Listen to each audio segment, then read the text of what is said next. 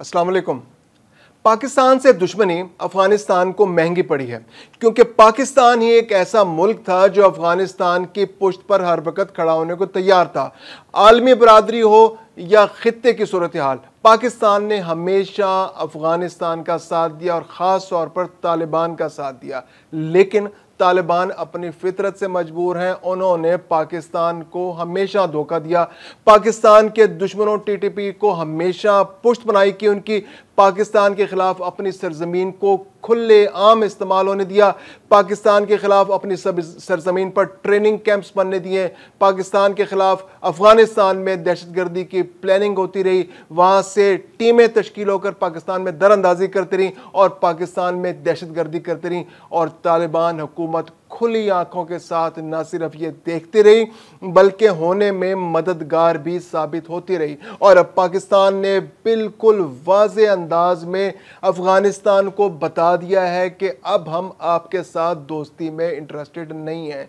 अब नया नॉर्मल ये है कि आप हमारे मुल्क में दरअंदाजी कराएंगे तो हम ना सिर्फ उन दरअंदाजों को जो दहशतगर्द हमारे मुल्क में दाखिल हो रहे हैं उनको मारेंगे, जिस चेक पोस्ट के पास से वो आ रहे होंगे उस चेक पोस्ट को भी उड़ा देंगे। और हमें मालूम है कि आपने कैंप कहां बना रखे हैं और जिस कैंप से वो चलकर आ रहे होंगे उस कैंप को भी सफास्ती से मिटा देंगे। तो अब ये नया नॉर्मल पाकिस्तान ने अफगानिस्तान के साथ तय कर लिया है और ये सब तालिबान की अपनी हरकतों की वजह से हुआ है, क्योंकि पाकिस्तान पिछले 4 साल से तालिबान को वक्तन फवक्तन समझा रहा था कि बाज आ जाओ, मत करो ये हरकतें, दहशतगर्दी के एक्सपोर्टर मत बनो, खित्ते में अमन कायम होने दो, खित्ते में तरक्की होगी तो तुम लोग भी तरक्की करोगे, पूरा खित्ता तरक्की करेगा। और अगर अफगानिस्तान के अंदर अमन नहीं होगा तो पूरे खित्ते में बदअमनी फैलेगी। और यही हुआ। तालिबान की फितरत में चूंकि बदअमनी है, लड़ाई है, झगड़ा है, तो उन्होंने ना सिर्फ खुद झगड़ा करते हैं बल्कि दहशतगर्दों को भेजते हैं, पूरे खित्ते में भेजते हैं।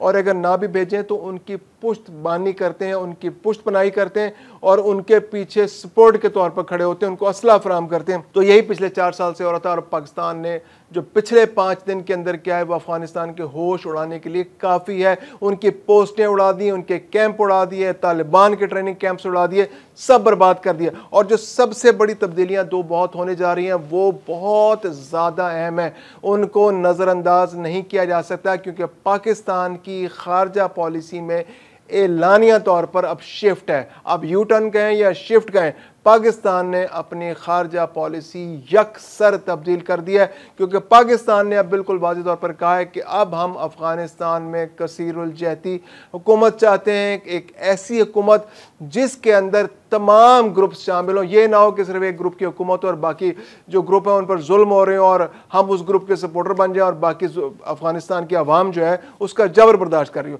पाकिस्तान हकीकी मानों में अफगानिस्तान की आवाम को आज़ाद देखना चाहता है, यानी हर शहरी आज़ाद हो, उनकी मर्जी और मंशा के मुताबिक वहाँ पर हुकूमत बने। और पाकिस्तान ने बड़ी क्लैरिटी से कहा है कि हम चाहते हैं कि तमाम ग्रुप्स, तमाम एथनिक ग्रुप्स, तमाम मज़ाहिब, तमाम ग्रोह जो वहाँ पर अफगानिस्तान के अंदर मौजूद हों उन पर मुश्तमिल, उनकी राय पर मुश्तमिल, उनकी राय को अहमियत देते हुए एक ऐसी हुकूमत बनाई जाए जिसमें अफगानिस्तान के तमाम लोग जो हैं शामिल हो। अब तालिबान का अलमिया या पाकिस्तान ने अब जो है रिसेंटली जो यू टर्न की मैं बात कर रहा हूँ, जो शिफ्ट की बात कर रहा हूँ, वो शिफ्ट ये है कि पाकिस्तान ने अब बड़े खुले अल्फाज में अफगानिस्तान का जब भी जिक्र होता है तो अफगान हुकूमत कहने की बजाय अब तालिबान हुकूमत कहना शुरू कर दिया। वाकई तालिबान की हुकूमत है। अब इसमें दिलचस्प बात यह है कि जो तालिबान है ये प्रीडोमिनेटली पख्तून लोग हैं।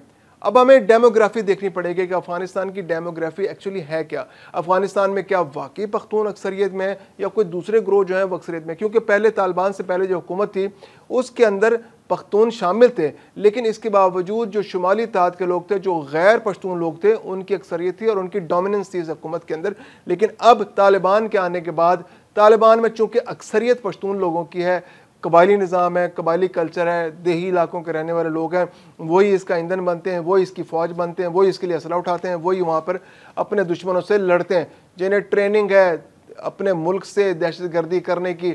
जब अमन हो जाता है तो फिर ये अपने पड़ोसियों के खिलाफ लड़ना शुरू कर देते हैं।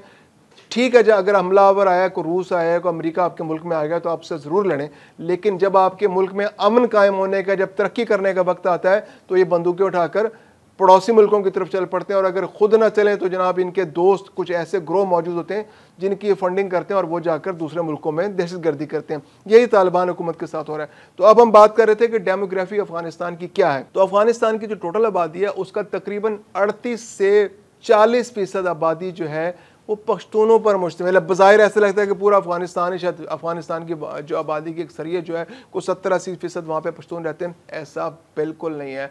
अफगानिस्तान की आबादी का 38 से 40% जो है वो पश्तून लोगों पर मुश्तमिल है। इसके अलावा जो फ़ारसी बोलने वाले लोग हैं वो बहुत बड़ी तादाद में अफगानिस्तान के अंदर रहते हैं। उनमें जो सबसे बड़ा ग्रुप है वो ताजिक ग्रुप है। 25 से 30% लोग जो हैं वो ताजिक हैं, और ताजिकिस्तान जो उसके पड़ोस में मुल्क है अफगानिस्तान के, वहाँ पर जो कबाइल मौजूद हैं वही कबाइल जो है अफगानिस्तान के अंदर भी मौजूद है। तो 25 से 30% ताजिक लोग हैं। इसके अलावा अफगानिस्तान का एक पड़ोसी मुल्क उज़्बेकिस्तान है। उज़्बेकिस्तान की जो ज़बान वहाँ बोली जाती है उसी ज़बान के बोलने वाले, उसी नस्ली ग्रोह से ताल्लुक़ रखने वाले तकरीबन 9% लोग जो हैं वो अफगानिस्तान के अंदर मौजूद हैं। इसके अलावा जो हज़ारा कबीला है जो पाकिस्तान के अंदर भी वहाँ से माइग्रेट करके बहुत सारे लोग जो कोयटा के अंदर जिनकी कॉन्सेंट्रेशन बहुत ज़्यादा है, वो कबीला गजनी और उसके आसपास के इलाके के अंदर, हरात और गजनी के आसपास के इलाके के अंदर मौजूद है, और उनकी आबादी भी उज़्बेक के बराबर है, यानी 9%। इसके अलावा बहुत सारे दूसरे छोटे छोटे ग्रुप्स हैं, जैसे बलोच भी हैं, वहाँ नूरिस्तानी भी हैं, और बहुत छोटे छोटे ग्रुप्स हैं जिनकी आबादी 2%, 4%, 5% है। लेकिन ये 5-6 जो ग्रुप बताए, मैंने पश्तून बताया है कि 38 से 40% है, ताजिक जो है 25 से 30% है, उज़्बेक जो है वो 9% है, हज़ारा जो है वो 9%। तो ये 4-5 बड़े ग्रुप हैं। तो अब इससे ये बात तो सामने आ गई कि जो तालिबान है जो कि कबायली कल्चर को लेकर चल रहे हैं, जो शहरी इलाकों में उनकी इतनी उनको तायद हासिल नहीं है, और पश्तून जो इलाके हैं उनमें उनको ज़्यादा सपोर्ट मिलती है, जबकि जो फ़ारसी बोलने वाले इलाके हैं वहाँ पर उनको उतनी अवामी तायद हासिल नहीं है। तो अब पाकिस्तान ने अपनी जो खारजा पॉलिसी है उसके अंदर बड़ी क्लैरिटी के साथ शिफ्ट अपनी बताई कि जनाब हम अब चाहते हैं, हमारी ख्वाहिश है अफ़गानिस्तान का हर शहरी आज़ाद हो जाए, उनकी राय को अहमियत दी जाए, और जितने भी ग्रुप वहाँ पर मौजूद है, लिसानी मजहबी ग्रुप हैं, उनको हुकूमत के अंदर बराबर नुमाइंदगी मिले ताकि अफ़गानिस्तान के अंदर अमन हो और कोई जबर का शिकार ना हो। दूसरी बात जो अफगानिस्तान के हवाले से बड़ी इंपॉर्टेंट है कि पाकिस्तान और अफगानिस्तान का बॉर्डर, चूंकि अफगानिस्तान एक लैंड लॉक कंट्री है और उसका अफगानिस्तान का बॉर्डर समंदर से मिलने वाले 2 मुल्क यानी पाकिस्तान और ईरान से मिलता है। तो सबसे ज़्यादा जो अफ़गान ट्रांजिट यानी कि उस अफ़गानिस्तान को जो दुनिया से कनेक्ट होने के लिए पाकिस्तान की ज़रूरत पड़ती है, और पाकिस्तान के जो साहिली इलाके हैं वहाँ से उनकी तिजारत होती है, यानी कि जो पाकिस्तान की बंदरगाहें हैं कराची और बिन कासिम और इस तरह की दूसरी जो बंदरगाहें हैं उनको इस्तेमाल करके अफ़गानिस्तान जो है अपनी इम्पोर्ट्स करता है, या थोड़ी बहुत जो एक्सपोर्ट्स हैं उसकी करता है। तो अफ़गानिस्तान की जो टोटल ट्रेड वॉल्यूम है वो कुछ 12 अरब डॉलर के आसपास है, जिसमें से तकरीबन 1 अरब डॉलर की वो एक्सपोर्ट्स करता है, तकरीबन 11 अरब डॉलर की वो इंपोर्ट्स करता है, और वो इंपोर्ट्स जो है वो ज़्यादातर पाकिस्तान के इलाकों से होती हैं। इसके अलावा ईरान के रास्ते भी वो इंपोर्ट होती है, यानी ईरान जो चाबहार और जो बंदर अब्बास की जो पोर्ट है वहाँ से सामान उतारा जाता है, वहाँ से उसकी क्लियरेंस होती है, और वो फिर ईरान के रास्ते जो है उसको अफ़गानिस्तान में लाया जाता है। इसी तरह कराची, पोर्ट कासिम और कराची की बंदरगाह पर जो सामान उतरता है उसकी क्लियरेंस होती है, वहाँ से पाकिस्तान के ट्रकों में सवार होता है और उस सामान को अफ़गानिस्तान लाया जाता है। तो इस सारे प्रोसेस को अफ़गान ट्रांजिट कहते हैं। इससे पाकिस्तान को फ़ायदा ये होता है कि जो पाकिस्तान इस पर टैक्स तो नहीं लेता, कोई ड्यूटीज़ तो नहीं लेता, क्योंकि वो कानून जो पाकिस्तान में लागू है वो अफ़गानिस्तान के लिए पाकिस्तान ने उनको एग्जेम्प्ट कर रखा है उनका जो टैक्सों से।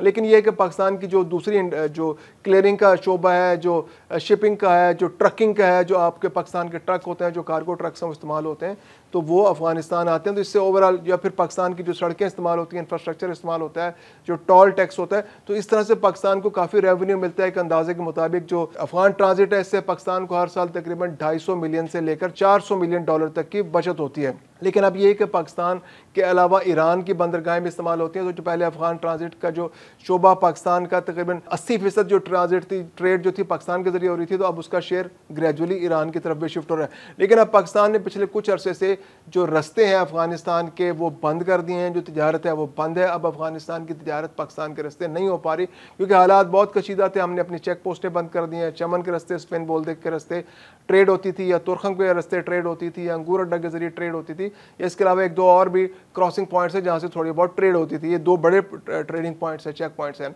तो ये अब 2 दिन से 3 दिन से बंद है, आज तीसरा रोज़ है बंद होने का।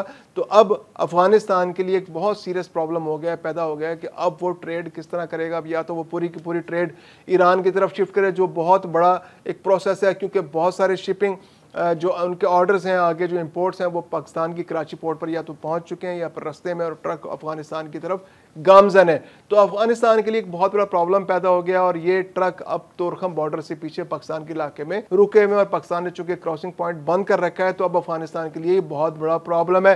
तो 2 बड़े प्रॉब्लम्स अफगानिस्तान ने अपने लिए फौरी तौर पर पैदा कर दिए हैं। और तीसरा प्रॉब्लम, जो सबसे बड़ा प्रॉब्लम है, वो अफगान पनाहगज़ीनों की वापसी। पाकिस्तान बहुत क्लियर है कि अब अफगान पनाहगज़ीनों को अपने इलाके में नहीं रखना, उनको हर सूरत भेजना है।